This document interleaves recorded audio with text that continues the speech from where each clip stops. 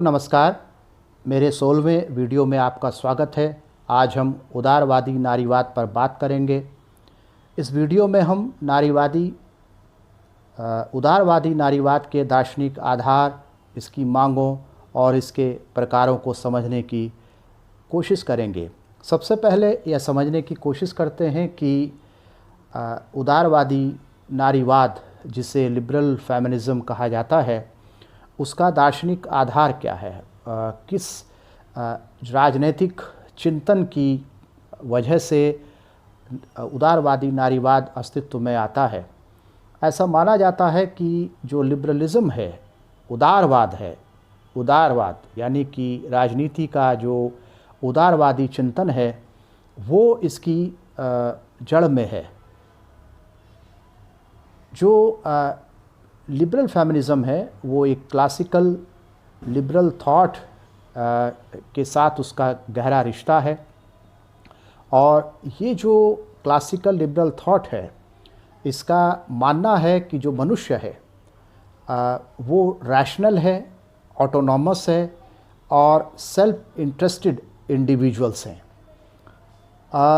ये जो ट्रेडिशन है क्लासिकल लिबरल थॉट का, उसको जो लिबर्टी है यानी जो स्वतंत्रता है, उसको बहुत मूल्यवान ये समझता है।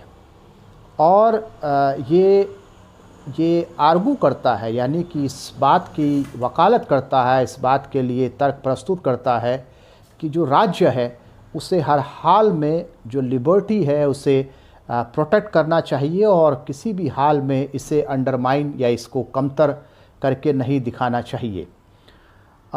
ये जो क्लासिकल लिबरलिज़म है, इसने शुरू से ही जो राइट्स हैं यानी अधिकार है, उन पर बहुत बल दिया है। साथ ही साथ जो क्लासिकल लिबरल थॉट है, उसने जो प्राइवेट क्षेत्र है यानी जो प्राइवेट क्षेत्र है, उसके लिए माना है कि इसे राज्य को के दायरे से बाहर रखना चाहिए और राज्य को जो सार्वजनिक क्षेत्र है यानी पब्लिक स्फीयर है, उसकी ही चिंता करनी चाहिए। तो ये जो लिबरल पॉलिटिकल थॉट है, इसमें जो आज़ादी का सवाल है, इसमें जो रैशनैलिटी का सवाल है, इसमें जो इंडिविजुअल पर भरोसा किया गया है कि वो अपने इंटरेस्ट को ठीक से समझता है या समझती है, ये जो दार्शनिक विचार है, ये है जो लिबरल फेमिनिज़म के आधार बनाते हैं। जो लिबरल फेमिनिज़म है, उसका सबसे बड़ा जो प्रोजेक्ट रहा वो अमेरिका में देखने को मिलता है शुरू के दौर में। और ये जो प्रोजेक्ट है, ये इस बात की मांग करता है कि महिलाओं को भी पुरुषों के समान जो वोट है उसका अधिकार होना चाहिए। तो वीमेंस जो सफरेज है, वो सबसे बड़ी मांग रही लिबरल फेमिनिज़म की।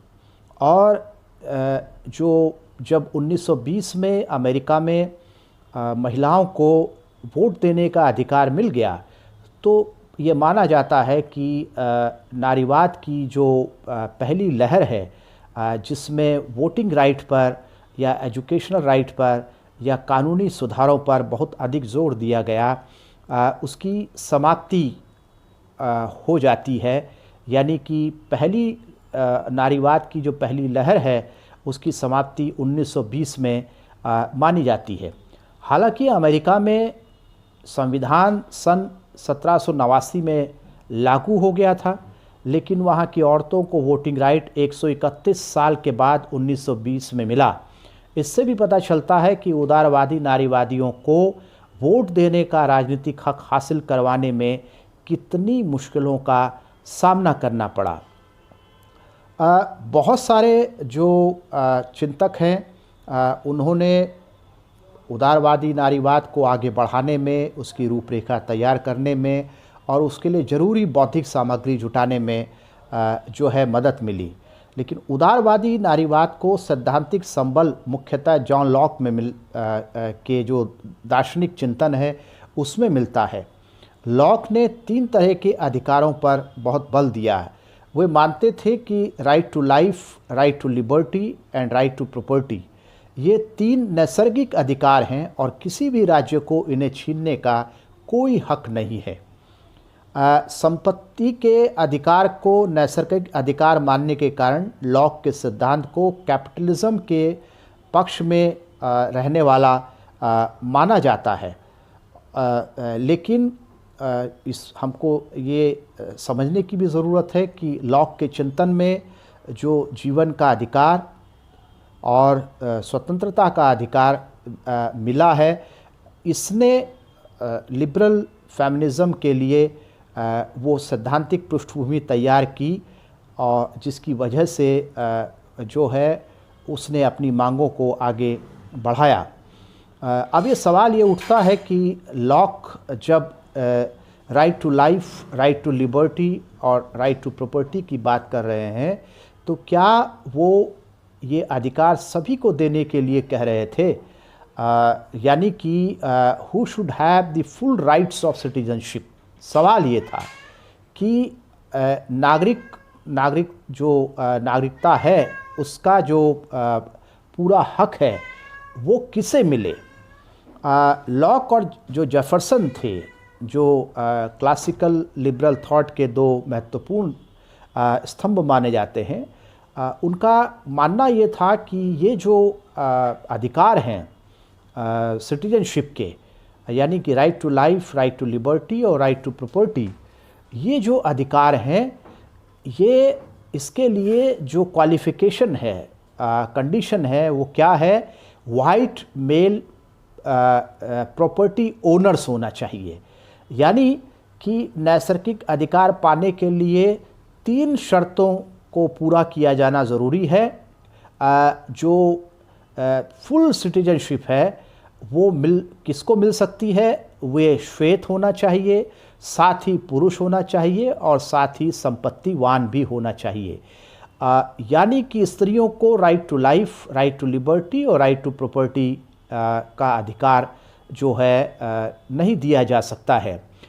शायद ये जो वो कंट्रडिक्शन है, ये जो विरोधाभास है, जहाँ से जो क्लासिकल लिबरल फेमिनिज़म है, उसने अपने आर्गूमेंट को गढ़ा और अपनी बात को आगे बढ़ाया कि अगर right to life, right to liberty और राइट टू प्रॉपर्टी जो हैं वो नैसर्गिक अधिकार हैं, तो मनुष्य होने के नाते वो है स्त्रियों को भी मिलने चाहिए। ये जो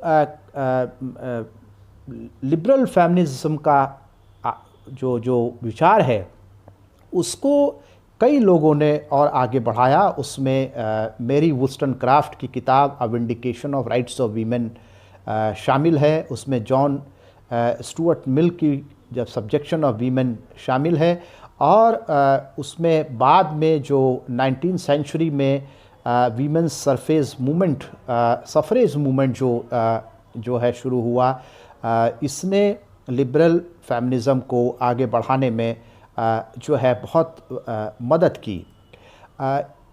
जो मेरी वुस्टनक्राफ्ट है, वो अपनी किताब में इस बात की तरफ का खुलासा करती हैं कि जब यूरोप में जो है औद्योगिक क्रांति शुरू हुई और औद्योगिकरण का फैलाव हुआ, तो उससे हुआ ये कि उसका असर पुरुषों और महिलाओं पर अलग अलग तरीके से पड़ा।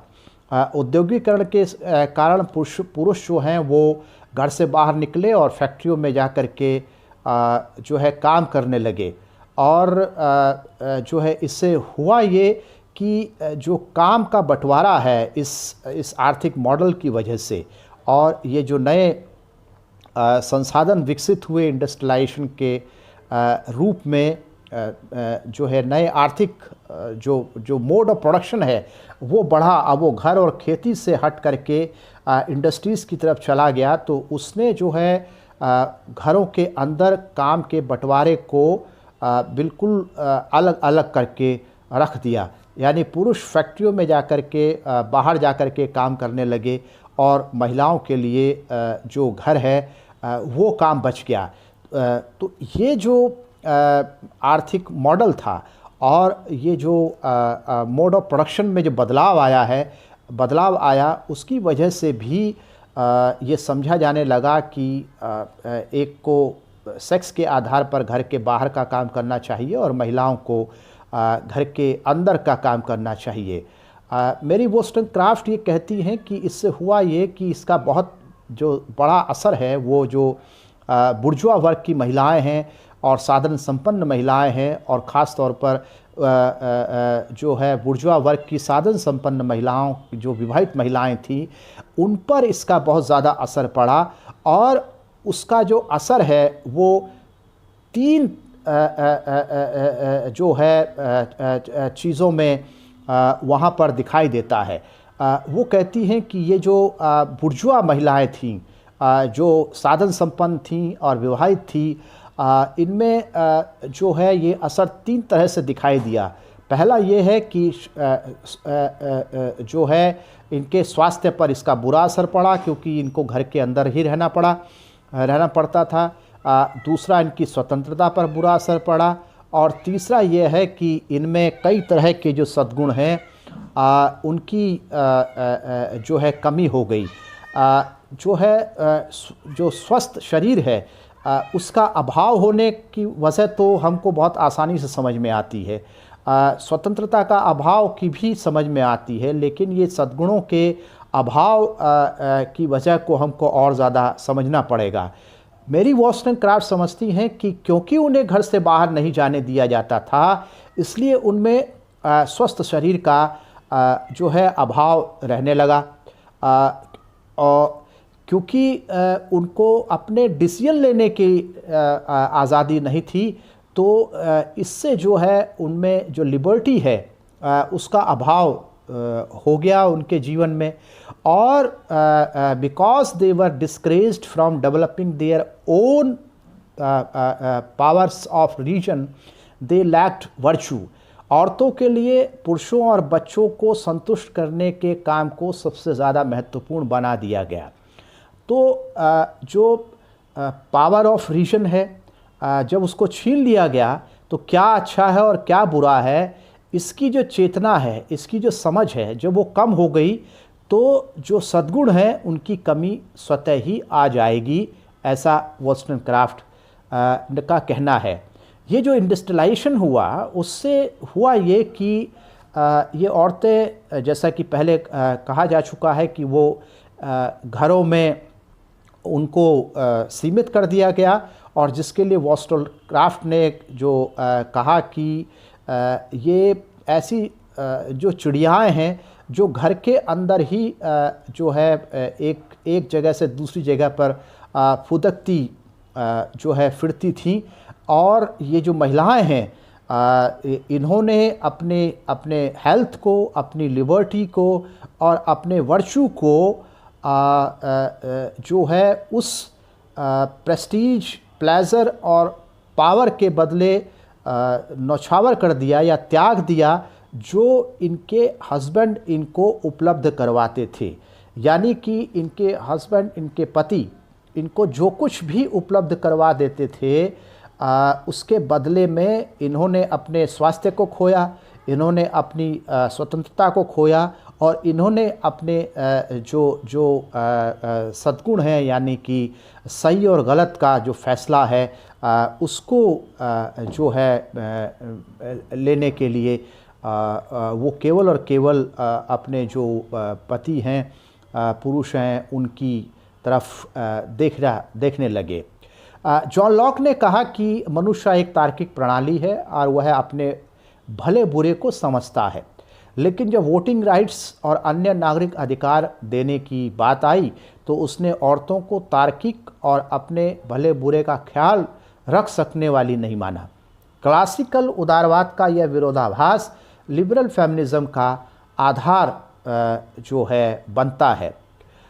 जॉन स्टुअर्ट मिल की जो किताब है द सब्जेक्शन ऑफ वीमेन, उसमें पहली बार महिलाओं के लिए पुरुषों के समान अधिकारों की बात की गई, इक्वल राइट्स की बात जो है वो उठाते हैं।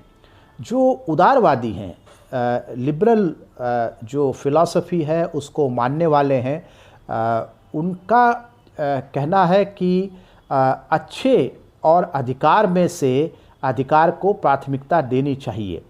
यानी कि गुड और राइट में से अगर आपको किसी एक को तरजीह देनी हो, एक को अगर प्रायोरिटी देनी हो, तो आपको जो राइट है उसको जो है प्रायोरिटी जो है दी जानी चाहिए, है ना।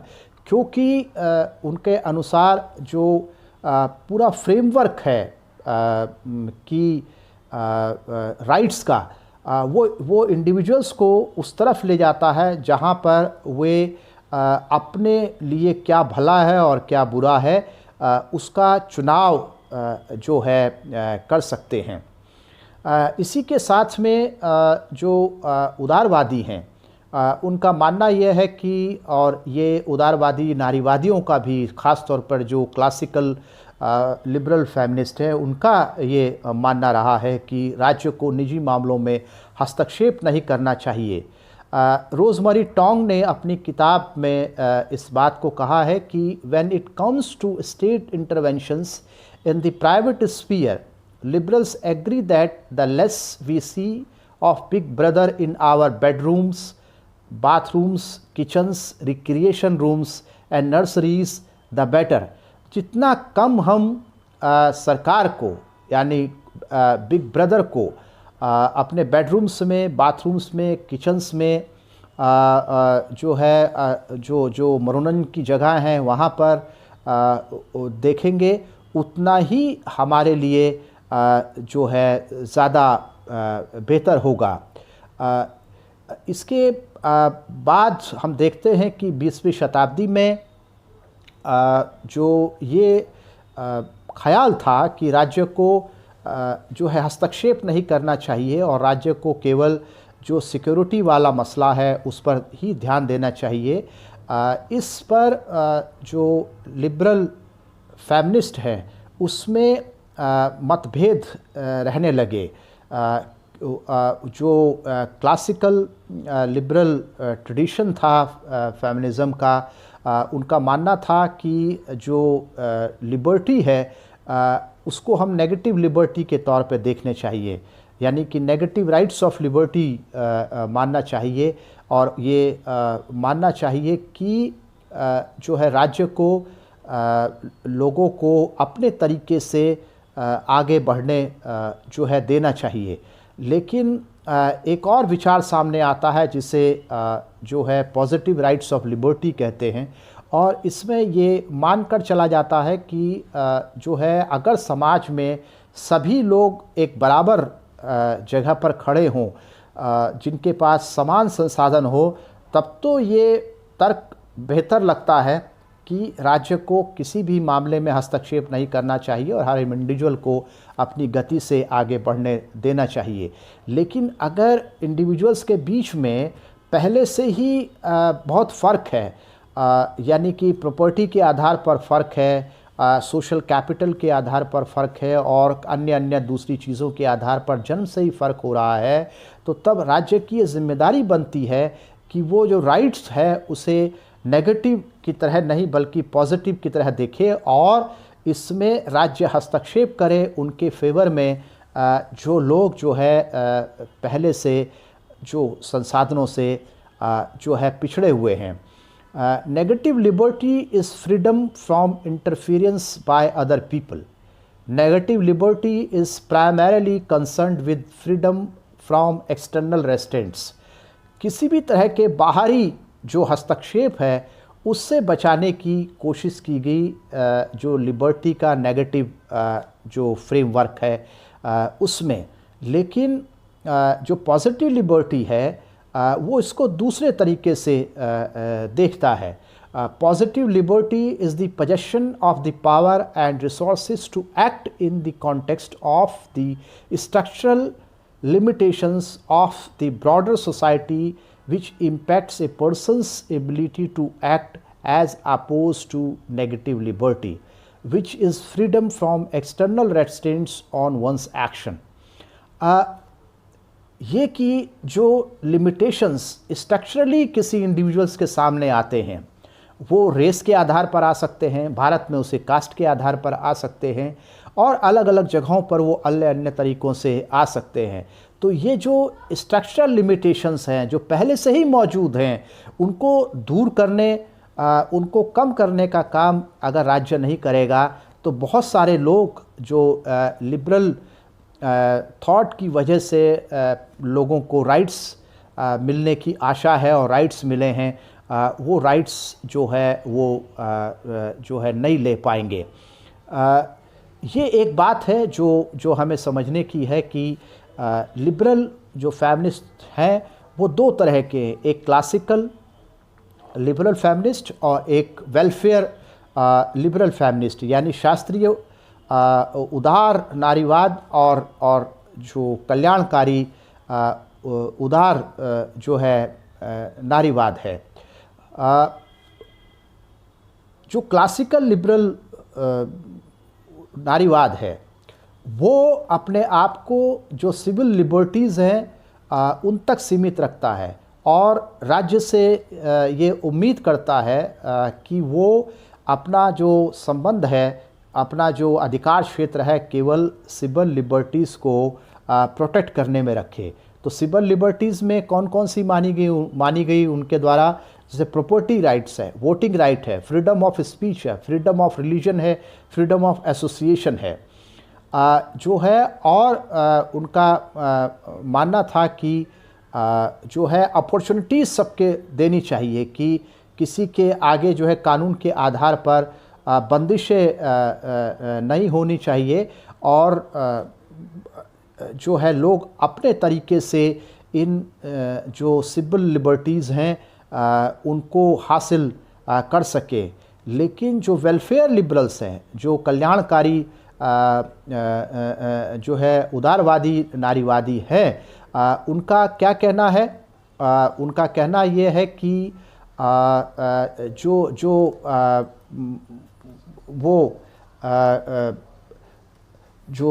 उदारवादी जो नारीवादी है, उनका मानना यह है कि सिविल लिबर्टीज़ को वो तभी हासिल कर सकते हैं जब पहले से डिस्पैरिटीज़ जो समाज में हैं उन डिस्पैरिटीज़ को जो है राज्य अलग अलग तरीक़ों से कम करे, और पॉजिटिव जो राइट्स की तरफ जो है पॉजिटिव एटीट्यूड जो है अपना करके जो है चले, तभी जा कर के जो सिविल लिबर्टीज़ हैं वो लोगों को हासिल हो सकती है। जैसे कि अगर आपने राइट टू एजुकेशन दिया है, तो अगर मान लो किसी के पास पैसा नहीं है तो जो है राइट टू एजुकेशन वो कैसे हासिल करेगा? जो है राइट टू एजुकेशन तो तभी हासिल कर सकते हैं जब सरकार स्कूल खोले और जो है सभी उन स्कूलों में जा सके, और ख़ास तौर पर उनके लिए जिनके पास में स्कूल जाने का जो है पैसा नहीं है। तो इसलिए जो वेलफेयर लिबरल फेमिनिस्ट थे, उन्होंने कहा है कि राज्य को इसमें हस्तक्षेप करने की जो है ज़रूरत है। तो आप यहाँ ये समझने की कोशिश कर सकते हैं कि और कोशिश कर सकती हैं कि लिबरल जो फेमिनिस्ट थॉट है उसमें क्लासिकल लिबरल थॉट और जो वेलफेयर लिबरल जो धारा है वो दो धारा में बट गई, यानी कि जो क्लासिकल लिबरल फेमिनिज़म और वेलफेयर लिबरल फेमिनिज़म दो धाराओं में बट गई। और ये इस आधार पर बटी कि जो अधिकार हैं, जो राइट्स हैं, उनको हम नेगेटिव जो है कॉनोटेशन में देख रहे हैं या पॉजिटिव जो है कॉनोटेशन में देख रहे हैं। तो वेलफेयर जो लिबरल फेमिनिस्ट थे, उनका ये मानना था कि जैसे लीगल सर्विसेज हैं, मान लो आपने कानून बना दिया कि जो महिलाएं हैं वो उनको फ़लाँ तरह के कानूनी हक उपलब्ध हैं, लेकिन अगर जो है उस कानूनी हक का इस्तेमाल इस्तेमाल करने के लिए जो ज़रूरी लीगल सर्विस उसको चाहिए, लीगल एड उसको चाहिए, अगर वो नहीं मिल रही है तो उस कानून का उन महिलाओं के लिए कोई मतलब नहीं है। तो इसलिए वेलफेयर लिबरल्स का कहना ये था कि लीगल सर्विसेज हों, स्कूल लोन्स हों, जो है भोजन की व्यवस्था हो, लो कॉस्ट हाउसिंग हो, जो है मेडिकेयर हो और सोशल सिक्योरिटी जैसी चीज़ें हों, इसकी व्यवस्था राज्य को करनी चाहिए और राज्य को इसमें हस्तक्षेप करना चाहिए और लोगों को उनके जन्मजात जो हालात हैं उन पर जो है नहीं छोड़ देना चाहिए। इसीलिए मेरी वुस्टन जो रोज़मेरी टोंग है, उनका कहना ये है कि आज की तारीख में जो समकालीन लिबरल फेमिनिस्ट हैं उनमें से शायद ही कोई हो जो ये कहे कि नहीं नहीं, सरकार को जो है अपने पैसे से स्कूल नहीं चलाने चाहिए या लीगल एड की व्यवस्था नहीं करनी चाहिए या किसी अन्य तरह के जो सोशल सेफ्टी नेट्स हैं उनको नहीं करना चाहिए। तो इस वीडियो में हमने ये समझने की कोशिश की, पहला ये कि उदारवादी जो नारीवाद है उसका दार्शनिक आधार क्या है, और दूसरा ये कि जो उदारवादी राजनीतिक चिंतन है उसके किस तरह के जो विरोधाभास हैं उससे ऊर्जा पा करके उदारवादी नारीवाद ने अपने तर्क और अपने जो पृष्ठभूमि है अधिकारों के लिए, समान अधिकारों के लिए, वो तैयार की। दूसरा हमने ये समझने की कोशिश की कि जो उदारवादी नारीवाद हैं वो दो प्रकार के हैं, एक क्लासिकल लिबरल फेमिनिज़म और एक वेलफेयर लिबरल फेमिनिज़म है। और हमने ये भी समझने की कोशिश की कि जो राइट्स का डिस्कोर्स था, यानी जो लिबर्टीज़ हैं उनको नेगेटिव तरीके से देखने का और पॉजिटिव तरीके का जो डिस्कोर्स था, उसकी वजह से लिबरल फेमिनिस्ट की ये दो जो है धाराएं बनी। आज के वीडियो में इतना ही। अगर आपको मेरा वीडियो पसंद आता है तो आपसे मेरा आग्रह है कि इसे लाइक, शेयर और सब्सक्राइब करें। नोटिफिकेशन पाने के लिए घंटी जैसी आकृति को दबाएं ताकि नया वीडियो आने पर आपको पता चल जाए। नमस्कार।